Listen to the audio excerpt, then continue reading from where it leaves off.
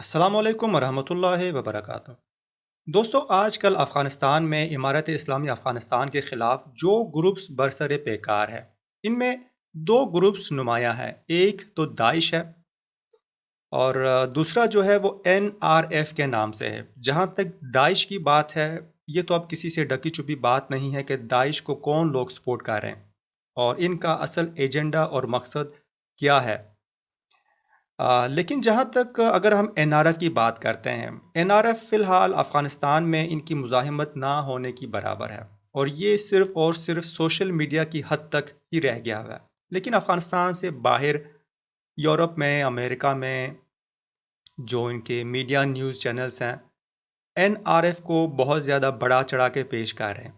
حالیہ دنوں میں NRF کے جو لیڈر ہیں، اور بائی دا وے NRF کو جو لیڈ کر رہا ہے اس کا نام احمد مسعود ہے۔ یہ بھائی صاحب ہیں جو کہ احمد شاہ مسعود کا بیٹا ہے، اور آج کل یہ یورپ کے دورے پر ہیں جہاں پہ اپنے لیے چندہ جمع کر رہے ہیں۔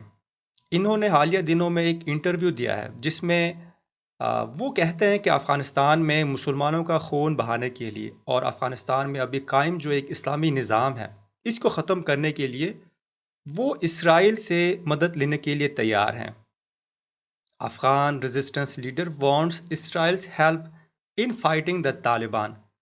اب اس خبر کو لے کر بہت سارے افغان حیرت زدہ ہیں کہ یار اتنے لوگ کیسے گر سکتے ہیں، کہ یہ لوگ اتنے گر جائیں کہ اپنے ملک میں خون خرابہ کرنے کے لیے اور اسلامی نظام کو ختم کرنے کے لیے اسرائیل سے بھی آپ مدد لینے کے لیے تیار ہیں۔ میرے خیال میں جو لوگ زیادہ حیرت زدہ ہو رہے ہیں اس خبر کو لے کر، یہ لوگ یہ بات بول رہے ہیں کہ 20 سال پہلے یہی وہ لوگ تھے جنہوں نے اسرائیل کے باپ سے، امریکہ سے اور اس کے اتحادیوں سے مدد لی تھی اس وقت کی جو اسلامی نظام تھی افغانستان میں طالبان کی حکومت کو ختم کرنے کے لیے۔ تو یہ لوگ 20 سال پہلے اگر اس حد تک گر سکتے ہیں تو آج کیوں نہیں گر سکتے ہیں؟ ان کی تو اوقات ہی یہی ہے کہ اپنے ملک میں اپنے لوگوں کے اندر خون خرابہ کرنے کے لیے صرف اور صرف کچھ مادیات کو جمع کرنے کے لیے، یا پھر اپنے لیے، اپنے جو ان کے اہل و عیال ہیں ان کے لیے کچھ پاور لینے کے لیے یہ لوگ کسی بھی حد تک گر سکتے ہیں۔ اچھا، مزید کہتے ہیں the leader of the national resistance front in Afghanistan the primary group fighting the Taliban. ویسے یہ فائٹ نہیں کر رہے ہیں، صرف اور صرف ان کی فائٹ جو ہے وہ فیس بک اور دوسرے جو سوشل میڈیا چینلز ہیں اس حد تک محدود ہے۔ کہتے ہیں he would be willing to work with Israel in regional peace initiative according to an exclusive Tuesday interview with Maariv۔ آپ کو امریکہ میں اور دوسرے جتنے بھی چیزیں ہیں وہاں پہ پیس بہت زیادہ ملے گا، کہ یہ لوگ آپس میں پیس کے لیے کام کرنا چاہتے ہیں، اور انہوں نے بھی وہی چیز استعمال کی ہے۔ He has said he would be willing to accept aid and support from Jewish state۔ وہ ایک یہودی ریاست سے مدد لینے کے لیے تیار ہیں۔ ارے بھائی، جب ان کے باپ نے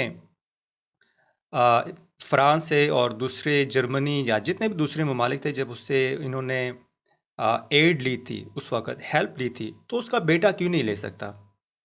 آخر بیٹے نے بھی باپ کے نقش قدم پہ چلنا ہے۔ We need help from any party that wants to support us including Israel. I think we should all act together for advancement of humanity. انسانیت کے لیے ایک دوسرے کے ساتھ کام کرنا چاہتے ہیں، ڈارکنس کے لیے اور ٹیررزم اور اگنورنس کے لیے۔ اسرائیل کے ساتھ یہ بھائی صاحب کام کرنا چاہتے ہیں۔ مسعود who succeeded his father after studying at elite university and the famous Sandhurst Royal Military Academy، اور انگلینڈ میں انہوں نے تعلیم حاصل کی ہے۔ آپ انگلینڈ میں اگر کوئی تعلیم حاصل کرے تو اس سے اور کیا توقع رکھ سکتے ہیں، خاص طور پہ اگر وہ ملٹری وائز وہاں سے تعلیم حاصل کرے۔ مسعود has claimed he does not want to be president himself۔ وہ خود صدر نہیں بننا چاہتا افغانستان کا۔ and that a democratic government will be established which will then decide on its official international relations۔ اور یہ جس طرح کی بات کر رہے ہیں، یہ وہی بات ہے جو بون، جرمنی کا جو شہر ہے، 2001 میں افغانستان کی قسمت کا فیصلہ کیا گیا تھا اور افغانوں کا اس میں کوئی عمل دخل نہیں تھا۔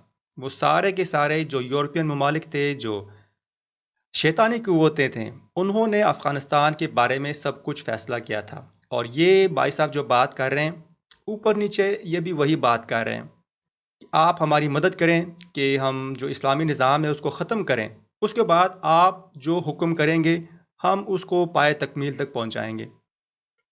اور مزید کہتے ہیں کہ conflicts harm us all, but I believe it will be necessary to overcome the conflicts of past and live together in peace۔